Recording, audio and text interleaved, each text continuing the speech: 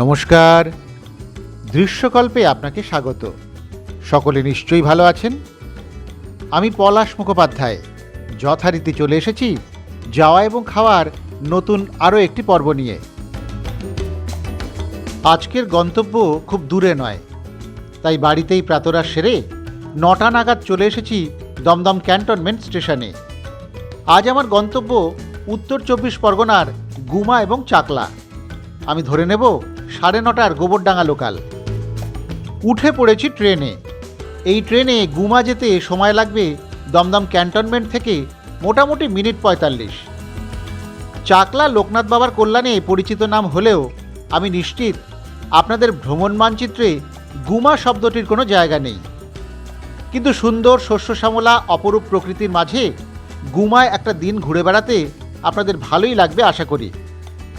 গুমা এলাকার ইতিহাস আমি খুব বেশি পাইনি। যেটুকু পেয়েছি তাতে মনে হয়েছে এখানকার ইতিহাস বেশ সমৃদ্ধ ছিল। এই অঞ্চলটি মুঘল আমল থেকেই পরিচিত ছিল ডিহি গুমাই নামে, যা পরবর্তীতে গুমগড়, তার উপরে গুমা নামে পরিচিত হয়। এবং আকবরের সময় থেকে এর রাজনৈতিক এবং ধর্মীয় গুরুত্বও ছিল বেশ উল্লেখযোগ্য। পাশাপাশি এখানকার বিদ্যাধরী নদী এবং তার মাধ্যমে যোগাযোগ ব্যবস্থা এখানকার ইতিহাসের একটা গুরুত্বপূর্ণ অংশও বটে। ব্রিটিশ আমলে গুমা বিপ্লবীদের একটি গুরুত্বপূর্ণ কেন্দ্র ছিল বলে জানা যায়। স্থানীয় ইতিহাস অনুযায়ী এটি ছিল বিপ্লবীদের কুস্তির স্থান, যেখানে বন্দুক এবং অস্ত্র চালনারও প্রশিক্ষণ দেওয়া হতো, যা সেই অঞ্চলটির বিপ্লবী চেতনার পরিচয় বহন করে, যদিও তার কোনো অস্তিত্বই আজ আর নজরে আসে না। কথা বলতে বলতেই চলে এসেছি গুমা স্টেশনে।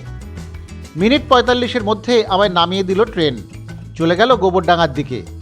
অন্যান্য জায়গায় যেমন হয় এদিকটা কিন্তু তেমন নয়। ট্রেন চলে গেলেও এখানে প্ল্যাটফর্ম নিশ্চুপ হয়ে যায় না, কারণ এখানে প্ল্যাটফর্ম মানেই বিগ বাজার। আমি 2 নম্বর প্ল্যাটফর্ম থেকে যাব 1 নম্বরের দিকে। সেখানে বাইরে আমার জন্য অপেক্ষা করবে সায়ন। সায়নকে তো আপনাদের মনে আছে নিশ্চয়ই। অশোকনগর এবং সেনডাঙ্গা পর্বে আমার সফর সঙ্গী ছিল সায়ন চক্রবর্তী।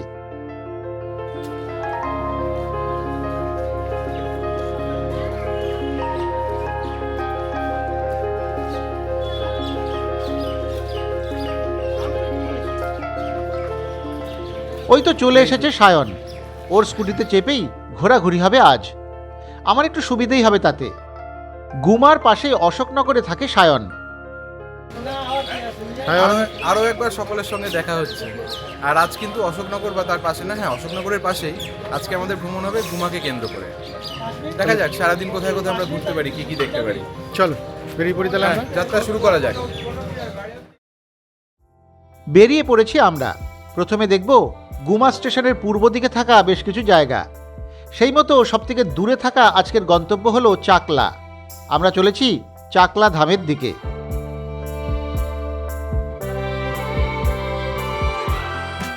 চলে এসেছি গুমা চৌমাথা। এই রাস্তা থেকে সোজা গেলেই বদরহাট হয়ে চাকলা যাওয়া যায়, কিন্তু সোজা না গিয়ে আমরা ধরে নিয়েছি ডান দিকে যশোর রোড। যশোর রোড ধরে চলেছি বারাসতের দিকে। বেশি নয়, এই পথে মিনিট 3 গিয়ে এবার নেমে যাব বাঁ দিকে। বিদ্যাধরী খালের পাশ দিয়ে এই পথ ধরেই আমরা এগোবো সামনের দিকে। একটু ঘুরপথেই যাওয়া হবে চাকলা, কিন্তু এই পথের সৌন্দর্য অসাধারণ। খালের ধার দিয়ে নিরিবিলি পথ চলে গিয়েছে, গোটাটাই সবুজে মোড়া। সে এক দারুণ ব্যাপার।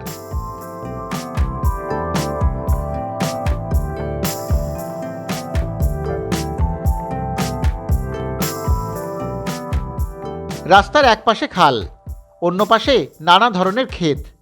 এখন সর্ষে ফুলের হলুদ সবুজ অপরূপ বাহারে ঝলমল করছে যেন চারিদিক। একটু দাঁড়াতেই হলো এই সুন্দরের আকর্ষণে।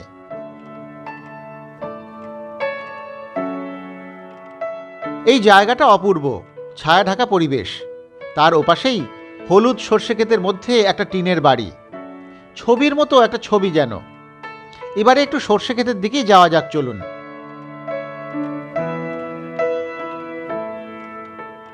রোদ ঝলমলে সকালে সর্ষে ফুলের দোলায় মনটা বেশ ভালো হয়ে গেল।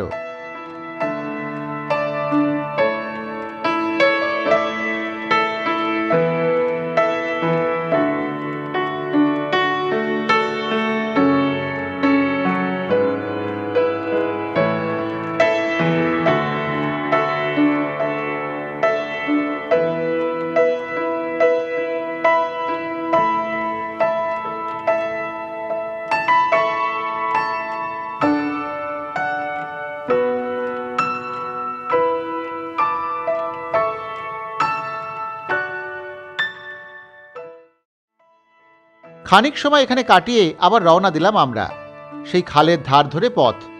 যারা প্রকৃতিপ্রেমী তাদের কাছে এই পথটাই যেন বেশি উপভোগ্য। পাশ দিয়ে চলেছে বিদ্যাধরী খাল।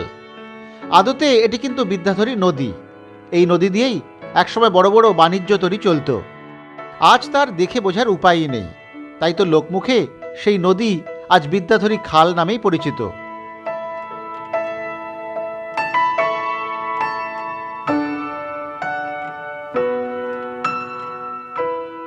বেশ কিছুটা যাওয়ার পর ধরে নিয়েছিলাম বিড়া থেকে বদর যাওয়ার রাস্তা। এবারে সামনে বদরহাট মোড় থেকে আমরা ডান দিকে বেঁকে যাব চাকলার দিকে।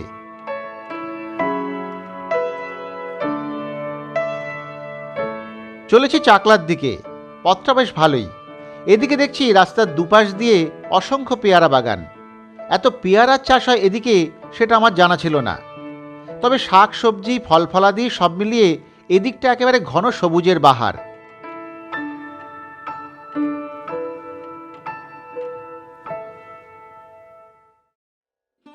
চলে এসেছি চাকলায়। মন্দিরের সামনে নানা পুজোর সামগ্রীর দোকান। বিশাল এক তোরণ। সেখান দিয়ে ঢুকলেই নজরে আসবে সামনেই পার্কিং এরিয়া। পার্কিংয়ের পাশেই আবার ভোগ প্রসাদের কুপন সংগ্রহ এবং দান দক্ষিণার কাউন্টার। এখানে 2-3 রকমের প্রসাদই মেলে, তার দামও আলাদা, সেই তালিকা দেওয়াও রয়েছে। রয়েছে বিভিন্ন রকমের পূজা দেওয়ার মূল্য তালিকাও।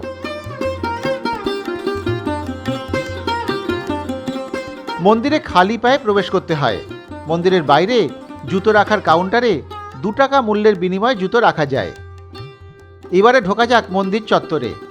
মন্দির সকাল 8টা থেকে রাত 10টা অবধি খোলা থাকে। সামনেই মূল মন্দির চত্বরে প্রবেশের গেট। মন্দিরটি বিশাল জমির ওপরে নির্মিত এবং গোটা মন্দির চত্বরটি মার্বেল পাথরে মোড়া। মূলত 2টি মন্দির রয়েছে এখানে। মন্দিরের সামনে রয়েছে বড় একটা মাঠ। সেখানে অনেকেই শীতের নরম রোদ গায়ে মেখে বসে আছেন। মন্দির পাশাপাশি 2টি। বড় সুদৃশ্য যে মন্দিরটি দেখা যাচ্ছে সেখানে অবশ্য পুণ্যার্থীদের বিশ্রামের জায়গা। পাশে মূল মন্দিরটি তুলনায় ছোট, কিন্তু সেই মন্দিরেই বাবা লোকনাথের মূর্তি রয়েছে। ভক্তরা সেখানেই পুজো দেন। প্রায়শই পুজোর জন্য লম্বা লাইন পড়ে এখানে। মন্দির খোলা থাকে সকাল 8টা থেকে রাত 10টা পর্যন্ত, কিন্তু পুজোর সময় হলো সকাল 8টা থেকে 12টা এবং বিকেল 3টে থেকে রাত 8টা পর্যন্ত। জনশ্রুতি, রাজা নৃসিংহদেব রায় চাকলা ধামের এই মন্দিরটির নির্মাণ কাজ শুরু করেন। তার মৃত্যুর পর তার স্ত্রী রানী শঙ্করী দেবী মন্দিরের নির্মাণ কাজ সম্পূর্ণ করেন। পাশে দোতলা মন্দিরে বেশ কয়েকটি দেবতার বিগ্রহ রয়েছে। এই মন্দিরটির চূড়ায় ব্রহ্মা, বিষ্ণু এবং মহেশ্বরের মূর্তিও আছে এবং প্রবেশপথে রয়েছে বিশালকায় ষাঁড়ের মূর্তি। লোকনাথ ব্রহ্মচারীর জন্ম 1730 সালের 31শে আগস্ট উত্তর 24 পরগনার চাকলা গ্রামে। বাবার নাম রামকানাই ঘোষাল, মায়ের নাম কমলা দেবী। লোকনাথ এবং তার বন্ধু বেণীমাধব তাদের উপনয়নের পর গুরুজি ভগবান গাঙ্গুলির সঙ্গে তাদের বাড়ি ছেড়ে চলে যান। তাদের পরিবারকে ছেড়ে তারা কালীঘাটে যান, যা সেই সময়ে অর্থাৎ 1741 সাল নাগাদ গঙ্গা নদীর তীরে একটা ঘন বন ছিল এবং তাদের গুরু ভগবান গাঙ্গুলির আধ্যাত্মিক নির্দেশনায় তারা সাধনা শুরু করেন। বছর 40 ধরে এই জঙ্গলে তাদের সাধনা চলে। পরবর্তীতে তার কর্মময় তীর্থক্ষেত্র হল বাংলাদেশের নারায়ণগঞ্জে সোনারগাঁওয়ের বারদি আশ্রম। তিনি বলতেন, ভক্তরাই ভগবান, ভক্তের মাঝেই ভগবান বিদ্যমান। তার বিখ্যাত উক্তি, রণে বনে জলে জঙ্গলে যখনই বিপদে পড়িবে আমাকে স্মরণ করিও, আমি রক্ষা করিব, ভক্তদের মনে সান্ত্বনা যোগায়। তবে তার জন্মস্থান নিয়ে একাধিক মতভেদ রয়েছে। কারো মতে তিনি চাকলা ধামে জন্মেছিলেন, আবার কারো কারো মতে তিনি পাশেই কচুয়া ধামে জন্মেছিলেন। সেই বিতর্কের কারণেই বোধহয় মন্দিরের বিভিন্ন জায়গাতে বাংলাদেশের আদালতে দেয়া লোকনাথ ব্রহ্মচারীর একটি হলফনামার প্রতিলিপি দেওয়া রয়েছে দেখলাম। তবে ভক্তরাই তর্কে না গিয়ে 2 স্থানেই তীর্থ করতে যান। এদিকে এলে এই লোকনাথ মন্দিরে থাকার ব্যবস্থাও আছে। 300, 400 এবং 800 টাকার বিনিময়ে এখানে এসি এবং নন এসি 2 রকম ঘরে মেলে।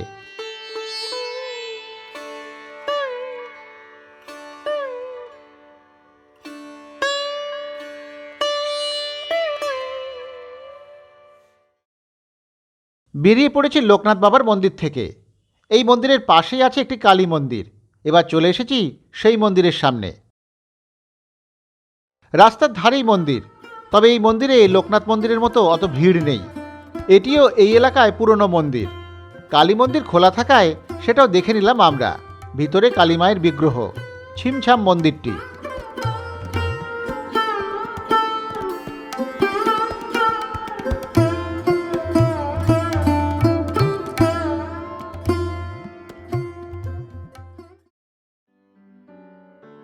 মন্দির দেখে আবার পথে আমরা এবারে চলেছি আবার গুমার দিকেই। এখান থেকে মিনিট 20 সময় লাগবে, 12 কিলোমিটার মতো পথ।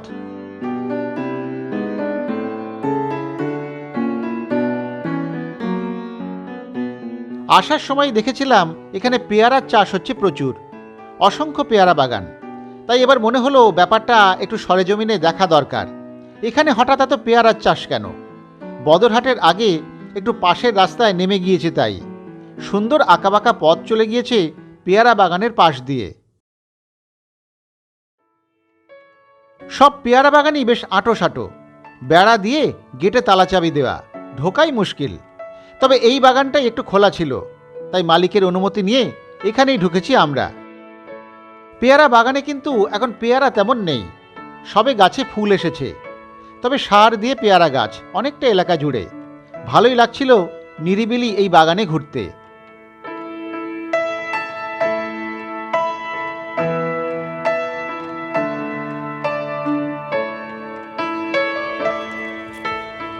বারুইপুরের পেয়ারা বিখ্যাত, সে তো আমরা সকলেই কম বেশি জানি। কাশীর পেয়ারাও বিখ্যাত। তো কাছাকাছি বারুইপুরে অসংখ্য পেয়ারার বাগান, মানে মাইলের পর মাইল জুড়ে সেখানে পেয়ারার চাষ হয়।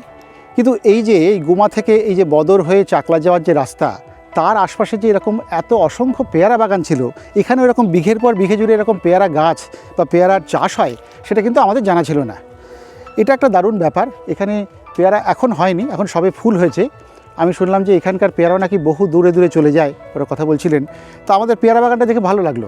এমনিতে এই জায়গার প্রাকৃতিক সৌন্দর্য সত্যি অসাধারণ। শীতের সময় যদি আসেন, নানান রকমের শাক সবজি, তারপরে সর্ষের তো একটা আলাদা সৌন্দর্য এসব আছেই। তার পাশাপাশি এই পেয়ারা বাগানের সৌন্দর্যও কিন্তু খারাপ নয়। মানে নিরিবিলি একটা দিন বেড়াতে গেলে যদি আপনি গুমা বেড়াতে আসেন, তাহলে চাকলার এই দিকটায় যদি আসেন, তাহলে কিন্তু এই পেয়ারা বাগান টাগান সব মিলিয়ে একটা জমে কুলফি হয়ে যায় ব্যাপারটা। তো আমাদের খুব ভালো লাগছে। আমরা তো জানেন যে প্রকৃতি প্রেমী, একটু বাগান টাগান ক্ষেত্রে পছন্দ করি। পেয়ারা বাগানটা একটু ঘুরলাম, ঘুরে টুরে আমরা আবার গুমার দিকে এখন যাব। তো খারাপ লাগছে না, ভালোই লাগছে। পেয়ারা বাগানটা আর একটু সামান্য থাকি, আমরা একটু ঘোরাঘুরি করে আর একটু ছবি টবি তুলে তারপরে যাব গুমার দিকে।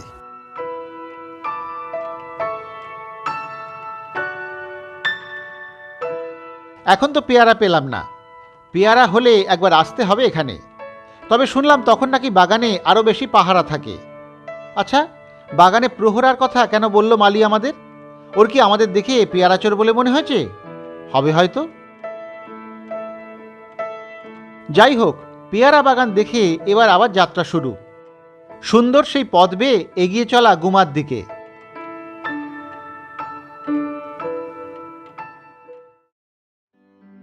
গুমা চৌমাথা এসে আমরা ধরে নিয়েছি আবার যশোর রোড। আসলে গুমা স্টেশনের দিকে খুব ভালো বা বড়সড় ভাতের হোটেল তেমন নেই, বরং যশোর রোডের ধারেই দু একটি ধাবা বা হোটেল রয়েছে। তার একটিতেই মধ্যাহ্ন ভোজন সেরে নেব আমরা।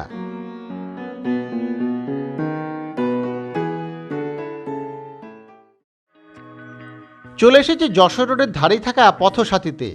যদিও এটি গুমাতেই, তবু এটি অশোকনগর পথসাথী বলেই পরিচিত। ভিতরে ছিমছাম পরিচ্ছন্ন পরিবেশ, ঢুকে খারাপ লাগলো না। পরিবার পরিজন নিয়ে এলেও এখানে খাওয়াই যায়। আমি খাবো ভাত আর সায়ন খাবে বিরিয়ানি। অর্ডার দিয়ে বসলাম আমরা। এই তো চলে এসেছে আমার ভাত। এই থালিতে আছে ভাত, ডাল, পাঁপড় ভাজা এবং আলু সয়াবিনের তরকারি। এর সঙ্গে আলাদা করে চিকেন কষা নিয়েছি আমি। ওদিকে সায়ন নিয়েছে চিকেন বিরিয়ানি। এখন বিশেষ অফার চলছে, তাই চিকেন বিরিয়ানি এখানে মাত্র 60 টাকা প্লেট। খাবার ভালোই, বিশেষ করে চিকেন কষাটা বেশ ভালো খেতে। তবে জায়গা আন্দাজে চিকেন কষার দামটা আমার একটু বেশি মনে হলো। এই চিকেন কষা 4 পিস দিয়ে 1 প্লেট 180 টাকা। ভাতের নিরামিষ থালি 60 টাকা, আর বিরিয়ানি তো বলেইছি 60 টাকা প্লেট। সব মিলিয়ে আমাদের পড়ল 300 টাকা মোট। খাওয়া দাওয়া সেরে বেরিয়ে পড়েছি আমরা। চলে এসেছি খোসদেলপুরে। যশোর রোড ছেড়ে বাঁদিকে বেঁকে যাব এবার। এই পথ যাচ্ছে সোজা 25 নম্বর রেলগেটে। সেই রেলগেটই আমাদের গন্তব্য। কেন সেটা ওখানে গিয়েই বলি না হয়, একটু সাসপেন্স থাক না।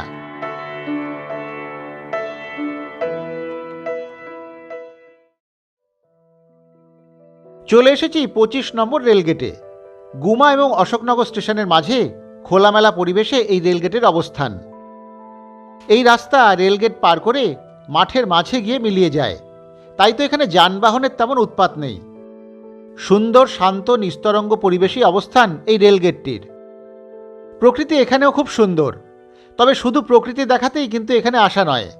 এই যে দেখুন, রেলগেটের সামনেই রাস্তায় স্বরবর্ণ বা ব্যঞ্জনবর্ণের অক্ষরগুলি লেখা আছে, ইংরেজি অক্ষরও। এগুলি স্থানীয় গরিব শিশুদের বর্ণমালার সঙ্গে পরিচয় করানোর একটা প্রচেষ্টা। এই চেষ্টা করেছেন এই রেলগেটের গেটম্যান সৌভিক হালদার। সৌভিকবাবু কাজের ফাঁকে স্থানীয় শিশুদের একটু একটু করে পড়াশোনা শেখাচ্ছেন। তাদের জন্যই এই পথের ওপরে লেখা অক্ষরগুলি, যাতে তারা যাতায়াতের পথেও একবার করে এই অক্ষরগুলির সঙ্গে পরিচিত হতে পারে। কি দারুণ ব্যাপার না? সৌভিকবাবু অবশ্য এখন নেই, এই সময় ডিউটিতে অন্য একজন রয়েছেন, তাই তার সঙ্গে দেখা হলো না। তবে যিনি আছেন তার কাছে শুনলাম নিরিবিলি নির্জন এই জায়গায় একসময় নেশারুদের আড্ডা হয়ে উঠেছিল। তারা এখন এখানে শিক্ষার পরিবেশ গড়ে তুলতে পেরেছেন। দেখা হলো বেশ কয়েকজন শিক্ষার্থীর সঙ্গেও। তারা নাকি এখানে পড়তে আসে নিয়মিত। তখন পড়তে আসে।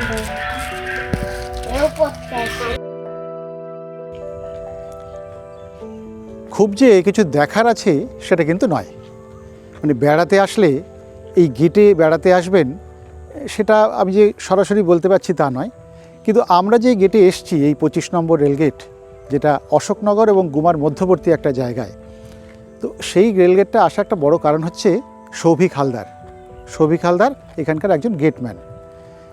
তিনি এই যে ছেলেমেয়েদের নিয়ে যে উদ্যোগটা নিয়েছেন, এই উদ্যোগটি প্রশংসনীয়। হ্যাঁ, কতটা কি করতে পেরেছেন, কতটা কি করতে পারবেন সেটা তো অনেক বিতর্কের ব্যাপার, ভবিষ্যতের ব্যাপার। কিন্তু একটা লোক, তিনি রেলের ডিউটি করতে এসছেন, তার ফাঁকে ফাঁকে স্থানীয় শিশুদের নিয়ে, আমরা তো সেই শিশুদেরকে দেখলাম যাদেরকে উনি পড়ান, সেই শিশুদেরকে নিয়ে উনি এই যে উদ্যোগটি নিয়েছেন, তার একটা প্রমাণ হচ্ছে এখানে এই লেখাগুলি। তো যাই হোক, আমরা সৌভিক হালদারের উদ্যোগকে একটা সাধুবাদ জানাতে পারি, তার এই কাজকে আমরা প্রশংসা জানাই, তার কাজকে আমরা সম্মান জানিয়ে কিন্তু এই জায়গাটা একটু বেড়াতে এসেছি। এমনি প্রাকৃতিক পরিবেশ জায়গাটা খুব সুন্দর। হ্যাঁ, চারিদিকে এখন তো যেই যা হয়, শীতকালে সর্ষের ক্ষেত রয়েছে, এছাড়া সবুজ শাকসবজির ক্ষেত, নিরিবিলি নির্জন, এদিকে একদম বিস্তীর্ণ মাঠের মধ্যে দিয়ে রাস্তা চলে গিয়েছে। খুব বেশি যে মানুষজন আছেন তাও কিন্তু নয়। ফলে প্রাকৃতিক পরিবেশ যাদের ভালো লাগে তারাও কিন্তু এখানটা আসতে পারেন। ফলে একটু মানে অফবিট জায়গা হিসেবে বা না বেড়ানোর জায়গা হিসেবে কিন্তু এই জায়গাটা বেড়ানো যায়। সেটাই আমরা এসেছি, সায়নের উদ্যোগেই আসা। খুব ভালো, আমি এই জায়গাটা এসে খুব তৃপ্ত হলাম। যদিও সৌভিকবাবুর সঙ্গে দেখা হলো না, তিনি এখন ডিউটিতে নেই, এখন ডিউটিতে অন্য লোক আছেন, কিন্তু তার এই উদ্যোগকে আমরা সাধুবাদ জানাই। খুব ভালো লাগছে এই জায়গাটা, একটু ঘোরাঘুরি করি এখানটায়, এই শীতের নরম রোদ্দুর গায়ে মেখে বেড়াতে ভালোই লাগছে।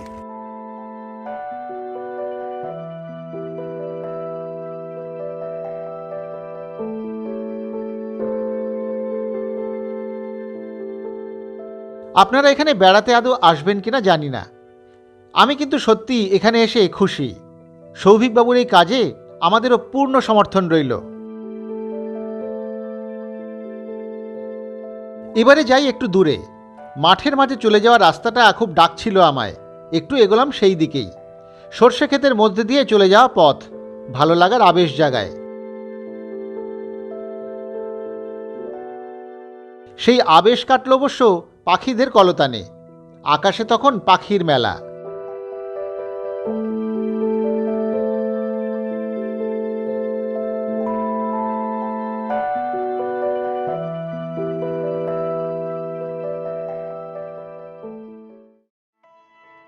এবারে এখান থেকে ফিরব।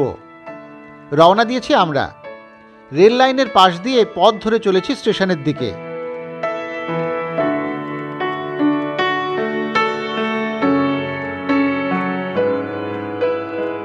চলে এসেছি গুমা স্টেশনের কাছে।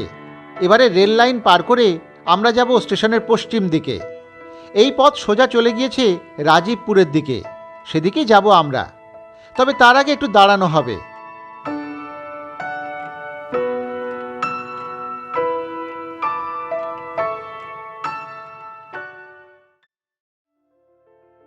এই যে এসে গিয়েছি স্টেশনের কাছেই কমলা মিষ্টান্ন ভাণ্ডারে।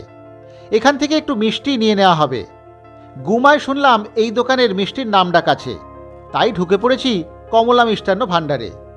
আছে তো অনেক রকম মিষ্টি, ওরাই বেছে দিলেন কয়েকটি। তার মধ্যে আমরা আবার বেছে নিলাম দুটি মিষ্টি। একটি হলো রসমালাই, অনেক দিন খাওয়া হয় না এই মিষ্টিটা, আর সঙ্গে নলেন গুড়ের মাখা সন্দেশ। মিষ্টি নিয়ে খাওয়া হবে সুন্দর কোনো জায়গাতে। আপাতত বেরিয়ে পড়ি এখান থেকে।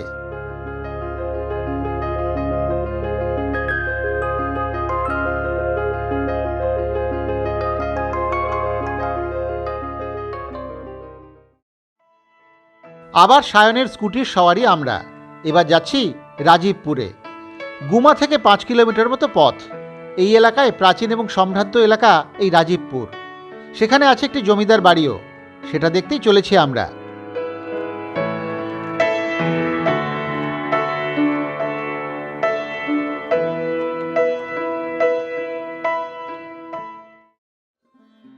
চলে এসেছি রাজীবপুরে।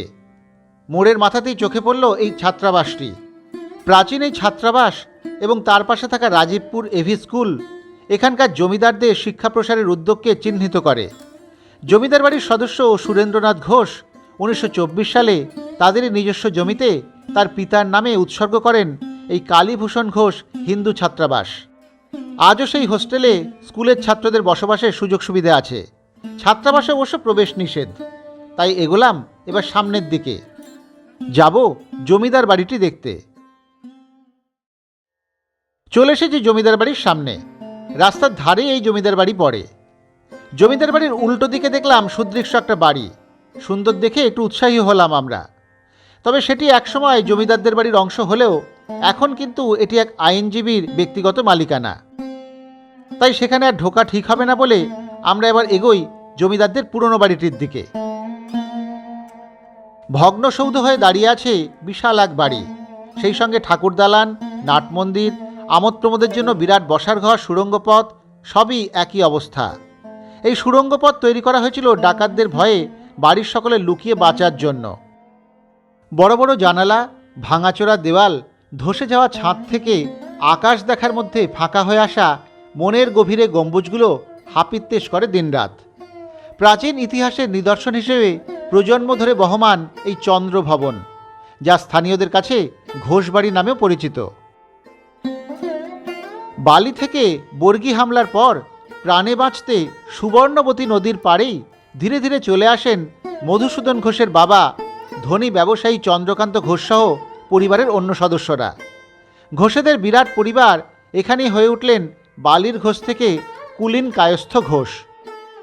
1840 সালে জমিদার মধুসূদন ঘোষের ধান পাটের ব্যবসায় ভালো মুনাফা হওয়াতে পুকুর কেটে মাটি তুলে সেই মাটি থেকে ইট তৈরি করে চুন সুরকিয়া শালকাঠ দিয়ে দোতলায় বিশাল বাড়িটি নির্মাণ করেন। বাড়ির নামকরণ করেন তার বাবার নামে চন্দ্র ভবন। সেই বাড়ি আজ প্রায় ধ্বংসস্তূপ। এই বাড়িতে এখনও দু একজন বাস করেন, বাকি প্রায় সকলেই কলকাতা চলে গিয়েছেন বা আশপাশে বাড়ি করেছেন।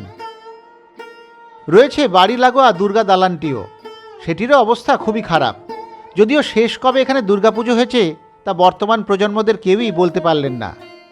রাজীবপুর হাটের লাগোয়া জমিতে হাই স্কুল, শ্মশান, হোস্টেল, মেয়েদের জন্য স্কুল সবই জমিদার বংশধরদের নির্মিত অংশবিশেষ।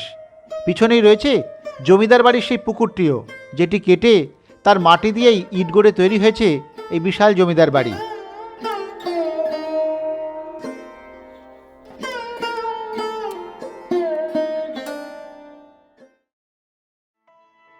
জমিদার বাড়ি দেখে এবার চলেছি সামান্য দূরেই থাকা সুটি নদী দেখতে। এই নদী কিন্তু আমরা আমাদের দত্তপুকুর ভ্রমণেও পেয়েছিলাম। যাদের দত্তপুকুর ভ্রমণ দেখা হয়নি আমাদের চ্যানেলে দেখে নিতে পারেন।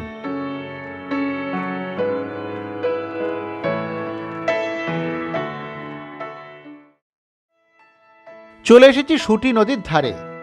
সুবর্ণবতী বা সুখাবতী বা সুটি, এগুলো কিন্তু একটাই নদীর বিভিন্ন নাম। কাঁচরাপাড়া থেকে ছন্দ হারিয়ে সুখাবতী নদী বা এই সুটি নদী এই রাজীবপুর নপাড়া গ্রামের পাশ দিয়ে বয়ে গিয়েছে। তবে নদীর বর্তমান অবস্থা থেকে বেশ খারাপ লাগলো। একে তো কচুরিপানায় ঢাকা নদীকে দেখে কিছু বোঝার উপায়ই নেই, তার উপরে নদী দখল করে তৈরি হয়ে গিয়েছে পুকুর। এখানেও তাই নদীর কিছু কিছু জায়গা বেশ সরু হয়ে গিয়েছে আরও। তবে এত দূরে এসে একটু সুবর্ণবতীর সঙ্গে দেখা হবে না তা কি হয়? তাই তো চলে এসেছি একটু সুবর্ণবতীর সঙ্গে সাক্ষাতের জন্য।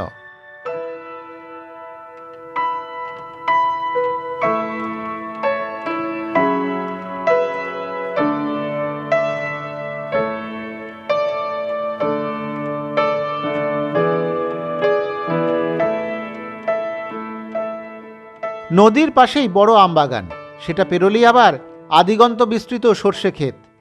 সকালটা শুরু হয়েছিল হলুদ বনে বেড়ানো দিয়ে, শেষটাও তাহলে হলুদ বনেই হোক। এই জায়গাটাও কিন্তু ভারী চমৎকার।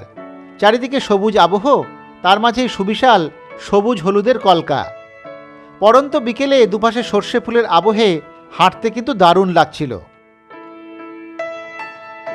এবারে আলো একটু কমে আসছে, এমন সুন্দর জায়গায় এবার একটু মিষ্টিমুখ করা যেতেই পারে। ওই তো সায়ন ইতিমধ্যেই মিষ্টি ভাগ করতে ব্যস্ত। দুটি মিষ্টি কেনা হয়েছে আজ, সে তো আগেই বলেছি। সে দুটি হাতে নিয়েই আমি চলে গেলাম আবার সেই সর্ষে ক্ষেতের মাঝে। অপূর্ব একটা জায়গা, অপূর্ব একটা পরিবেশ, অপূর্ব একটা সময়। এখন সূর্য অস্ত যাবে যাবে, গধূলি বেলায় আমরা রয়েছি এরকম সর্ষে ক্ষেতে। সর্ষে ক্ষেত দেখলেই তো শাহরুখ খানের কথা মনে পড়ে যায়। তা আমার নিজেকে এখন শাহরুখ খানের চেয়েও বড় কিছু মনে হচ্ছে। সত্যি এত অপূর্ব একটা সর্ষে ক্ষেত এখানে পাবো। সর্ষে ক্ষেত তো আমরা সকালেও ছিলাম, আপনাদের দেখিয়েছি তখন। কিন্তু এত আদিগন্ত বিস্তৃত একটা ক্ষেত এবং তার মাঝখান দিয়ে যে পায়ে চলা পথ, এটা একটা দারুণ, মানে আমাকে মুগ্ধ করেছে। হ্যাঁ, তার মধ্যে এবার যেটা হচ্ছে সেটা হচ্ছে মিষ্টি। মিষ্টি খাওয়া তো আমাদের হয়নি, সেটা আমরা নিয়ে নিয়েছিলাম। সঙ্গে দুটো মিষ্টি ছিল, আপনাদের দেখিয়েছি। একটা হচ্ছে সন্দেশ, মাখা সন্দেশ নলেন গুড়ের, আর একটা হচ্ছে রসমালাই।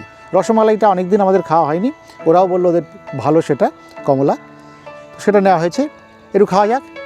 এই সুন্দর হলুদ এবং সবুজের কলকার মাঝে দাঁড়িয়ে মিষ্টি খাওয়া। আগে সন্দেশ।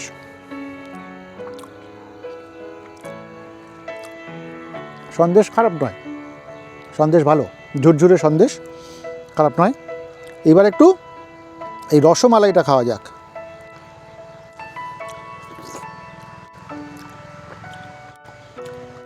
রসমালাইটা ভালো, বেশ ভালো, হালকা মিষ্টি, আমার খুব ভালো লেগেছে। একটু গধূলি বেলায় সর্ষে ক্ষেতের মাঝে দাঁড়িয়ে মিষ্টিমুখ করা যাক। আমাদের ভ্রমণ শেষ পর্যায়ে, এখান থেকে আমরা ফিরবো। মানে একেই বোধহয় বলে মধুরেণ সমাপয়েত, একেবারে দারুণ লাগছে। আমরা সায়ন এবং আমি দুজনেই এসে এই জায়গাটায় খুব তৃপ্ত হলাম।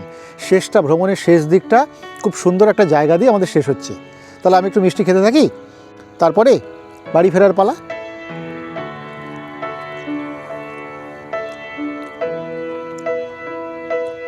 অপূর্ব প্রকৃতি।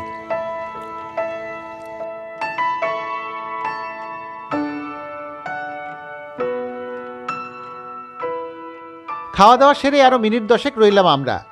আশপাশে তো কেউ নেই। একটু পাগলামি, একটু ফটো সেশনের ছেলে মানুষই, সেটা দেখবারও কেউ নেই। তাই তো দেদার চলল পরস্পরের ছবি তোলা সর্ষে ফুলের আবহে।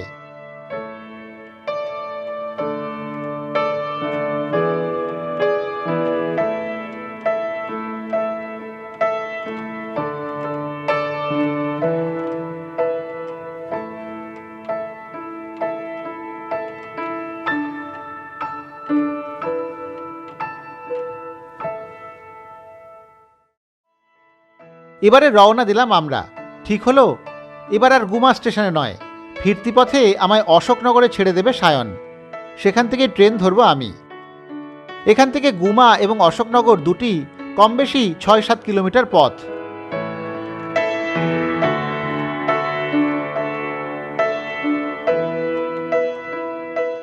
আমরা এখন চলেছি ঈশ্বরীগাছা মোড় হয়ে অশোকনগরের দিকে।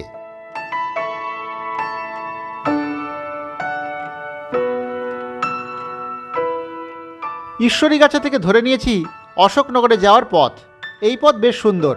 হাবড়া নৈহাটি রোডে ঈশ্বরীগাছায় কোনো এক সময় ঈশ্বরচন্দ্র বিদ্যাসাগর মহাশয় এসেছিলেন, তাই এই এলাকার এইরকম নামকরণ শুনলাম।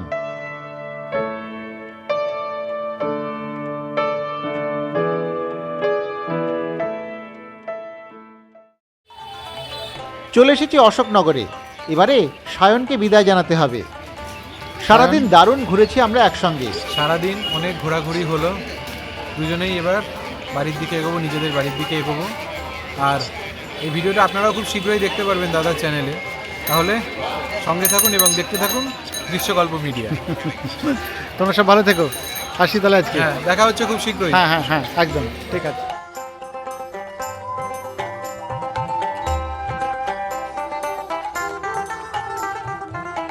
সায়নের থেকে বিদায় নিয়ে ঢুকে গিয়েছি অশোকনগর স্টেশন চত্বরে। সন্ধে হাবো হাবো, স্টেশনে এখন ঘরে ফেরার ভিড়। আমি একটু দাঁড়ালাম, ট্রেন আসতে এখনো মিনিট 15 দেরি আছে।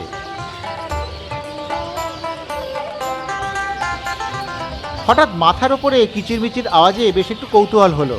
উপরে তাকাতেই তো চক্ষু চড়ক গাছ। কয়েকশো পাখি ভিড় করেছে প্ল্যাটফর্মে থাকা দুটি গাছে। তাদের কলরবে মুখরিত গোটা স্টেশন চত্বর। সে এক দেখবার মতো বিষয় বটে। পাখি সব করে রব।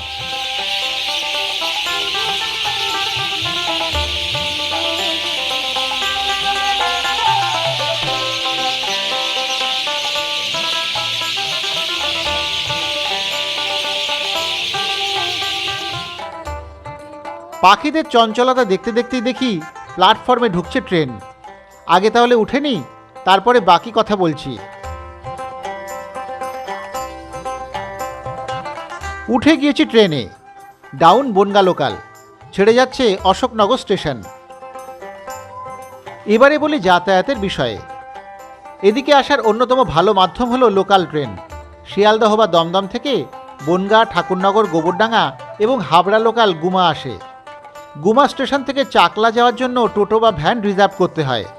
তা না হলে এখান থেকে টোটো নিয়ে বদরহাটে গিয়ে আবার সেখান থেকে টোটো বদলে কম খরচে চাকলা যাওয়া যায়। এছাড়াও বারাসাত, বিড়া, হাবড়া ইত্যাদি জায়গার থেকে চাকলা যাওয়ার গাড়ি মেলে। তবে নিজের গাড়ি বা বাইক হলে আমাদের দেখানো বিদ্যাধরীর পাশ দিয়ে যাওয়াটা সুবিধাজনক। গুমা স্টেশন থেকে রাজীবপুরে যাওয়ার টোটো বা অটো মেলে। খাওয়া দাওয়ার জন্য গুমা স্টেশনে খুব বড় হোটেল না থাকলেও যশোর রোডের ধারে দু একটি হোটেল বা ধাবা মিলবে। চাকলাতে গেলে দুপুরে খাওয়ার জন্য ভোগের কুপন কেটে নিতে পারেন। গুমায় থাকার জন্য কোনো হোটেল কিংবা লজ কিন্তু নেই। তবে চাকলাতে মন্দিরে থাকার জন্য গেস্ট হাউস আছে, তার কথা তো আগেই জানিয়েছি। এই অঞ্চলে সহজ সবুজ প্রাকৃতিক সৌন্দর্য অতুলনীয়। যারা প্রকৃতি পছন্দ করেন তাদের এখানে বেড়াতে ভালোই লাগবে। আজ তাহলে এই পর্যন্তই থাক। আবার ফিরে আসব আগামী সপ্তাহে অন্য কোথাও যাওয়া এবং খাওয়া নিয়ে। ততক্ষণ সকলে ভালো থাকবেন, সুস্থ থাকবেন। এভাবেই দেখতে থাকবেন দৃশ্যকল্পের চ্যানেল ও যাওয়া এবং খাওয়া।